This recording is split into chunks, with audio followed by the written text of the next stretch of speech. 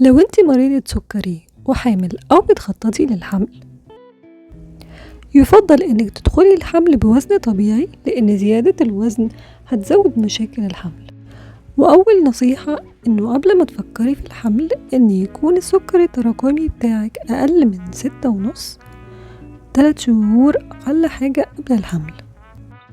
ولازم استشارة الطبيب في أول شهور الحمل لتغيير جرعات الأنسولين، لأن حساسية الأنسولين بتزيد في أول مرحلة في الحمل.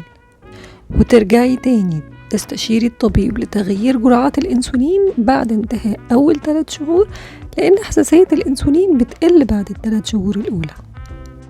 وخلي بالك إن معدلات سكر الدم هتبقى مختلفة في وقت الحمل الطبيعي من 60 ل90، وبعد الأكل بساعتين أقل من 120.